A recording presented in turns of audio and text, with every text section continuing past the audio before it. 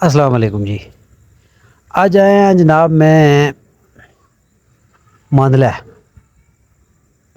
राजा सदाकत साहब तशरीफ ले आए जनाब। अस पहले ही बैठे थे, उन्होंने बेड़ा ए जनाब तशरीफ ले आए तो मैं संगी बाकी गल पाज करना। राजा सदाकत साहब को मांदला आए, अब संगी मांदला का नज़ारा कराइया। आसमान तको कितना खूबसूरत अज नजर अचना पाया। ए जनाब ए राजे होर आस्ते स्पेशल चरपाइयां डाइयां, एक ग्रां का माहौल आ। ते ए पिछे जनाब बेड़े भी बधे ने भाई, ए तको बेड़े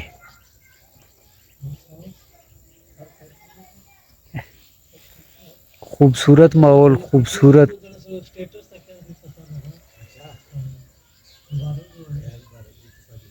मांदला जड़ा वो मंगरार राजपूतां दा पुराना ग्रां आ। 200-300 साल तो बाद इत्थे तकरीबन कोई 400-500 घर आ इन्हां दा। फुल ग्राई माहौल जनाब। ए तो कोई राजे होरां दियां बाड़ियां ही जिसने बिच कुछ भी नहीं लगा।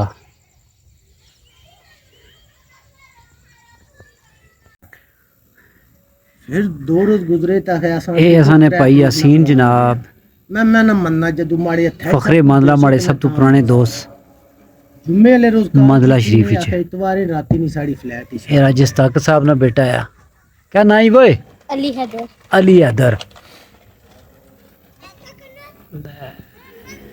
राजा आसफ साहब बबली साहब ए उमरा करी ता आए ते असां तो मिलने आस्ते इन्हें कि गे को ना ते आपू असें मिलने आस्ते आ गए। तुम बुजुर्ग हो, मैं तुसा को क्यों ना अच्छा बाबू जी जी हुन राती ने 9 होने पे ते मांदले वाले असां की छोड़ने को नहीं पे। बाबू यासीन तो नहीं खान होना देसी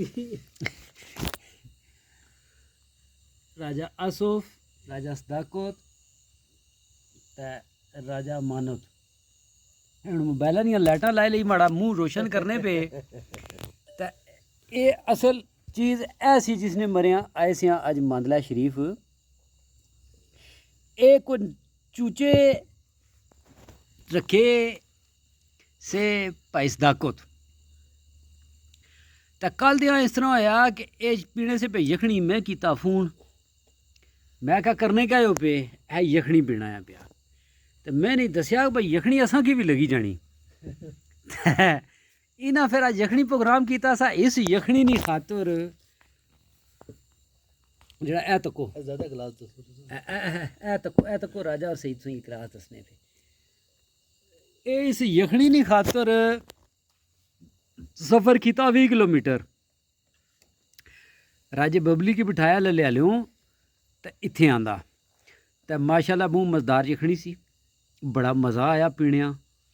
तो शुक्रिया अदा कर रहे हैं जनाब राय साहब आपका, राजा सदाकत साहब, आपने हमें यखनी पिलाई अपने कुंवारे मुर्गे की। तो हुण पी रहे हैं तो हुण तैयारी है घरै नहीं तो फिर मिलसां, अल्लाह ने वाला है।